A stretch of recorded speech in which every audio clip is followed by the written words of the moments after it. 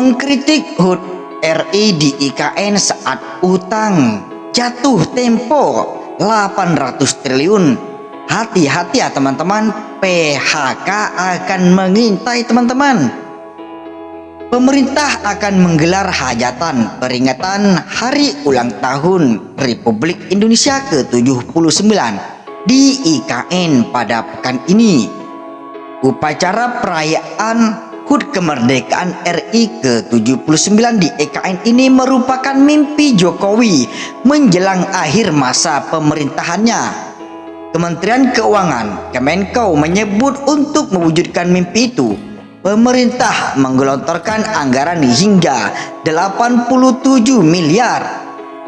Direktur Jenderal Anggara Isa Rahmatarwata mengatakan anggaran perayaan HUT RI kemerdekaan itu naik menjadi 64,15% dibanding upacara HUT RI di Jakarta tahun lalu. Pembengkakan anggaran ini pun belum termasuk untuk perayaan HUT RI di Jakarta. Sebagai informasi, upacara HUT RI tahun ini memang dilaksanakan di dua tempat. Pertama, upacara kemiliteran di IKN yang akan dipimpin langsung oleh Presiden Joko Widodo. Kedua, hiburan rakyat di Istana Merdeka Jakarta yang akan dipimpin oleh Wakil Presiden yaitu Ma'ruf Amin. Tahun ini kami menyiapkan anggaran 87 miliar untuk perayaan 17 Agustus di IKN. Kalau dibanding tahun lalu di Jakarta tembus 53 miliar, ujar Isa dalam konferensi pers APBN kita.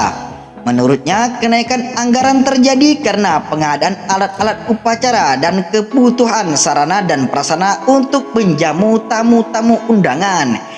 Kenaikannya memang terutama karena pengadaan alat-alat upacara yang baru di sana atau di IKN. Rincian biaya yang sangat besar itu ternyata alat-alat upacara teman-teman, kemudian sarana fisiknya.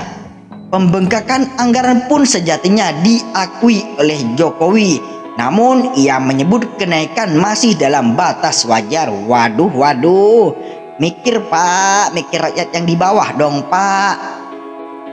Ya, namanya dulu hanya di satu tempat. Ini kata Jokowi ya teman-teman.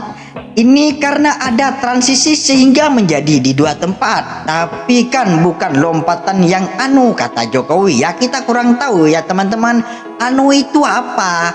Saya kira anggaran biasa wajar dan juga anggarannya di Kemensesnek, ucap Jokowi. Kepala Kantor Staf Kepresidenan atau KSP Muldoko menyebut biaya mahal untuk perayaan HUT RI ke-79 di IKN sejatinya tak hanya dinikmati elit bangsa, tapi juga masyarakat bawah. Yang benar nih Pak Muldoko, yang menyebut masyarakat di sekitar sanalah yang bisa menikmati situasi tersebut, bukan pemerintah yang berbasis di Jakarta. Apapun harga itu dikatakan mahal, tetapi sesungguhnya masyarakat bawah yang menikmati. Masyarakat ekonomi di daerah sini menikmati situasi itu, bukan kami-kami yang di Jakarta. Ya betul itu Pak Muldoko, yang kita pertanyakan ini kan masalah anggarannya Pak Muldoko. Muldoko menyebut masyarakat di sekitar IKN menikmati itu karena perekonomian di sana bergerak dengan baik akibat perayaan HUT RI. Ya, namanya juga pesta Pak. Meski demikian toh tetap saja penggunaan anggaran itu tetap memicu kritik. Salah satunya dari Direktur Center of Economic and Law Study, Bima Yudhistira. Ia menilai penggunaan anggaran fantastis hingga 87 miliar untuk perayaan HUT RI di IKN adalah bentuk pemborosan. Betul, itu saya dukung. Itu memang bentuk pemborosan. Pasalnya, gelontoran dana yang fantastis untuk upacara ini dilakukan di tengah prihatinnya kehidupan masyarakat, imbasnya daya beli masyarakat hingga gilanya badai PHK saat ini teman-teman.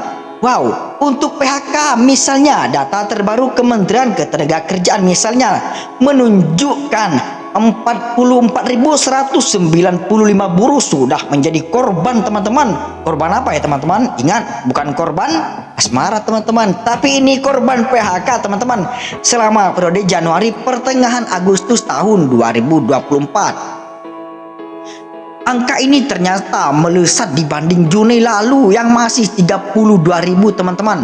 Menurutnya dibanding saat ini banyak sekali masyarakat yang butuh perlindungan sosial untuk bisa mempertahankan daya belinya karena apa-apa semakin mahal, terutama biaya kuliah yang semakin mencekik hingga gelombang pemutusan hubungan kerja atau PHK, teman-teman. Cara-cara yang tidak sensitif seperti ini semakin menunjukkan kualitas dari APBN memang digunakan untuk belanja non produktif. Apalagi tahun depan yang harus dibayar menembus 1,200 triliun lebih yang terdiri dari 800 triliun utang jatuh tempo dan 400 triliun bunga utang tahun berjalan. Wow, kapan lunasnya, teman-teman?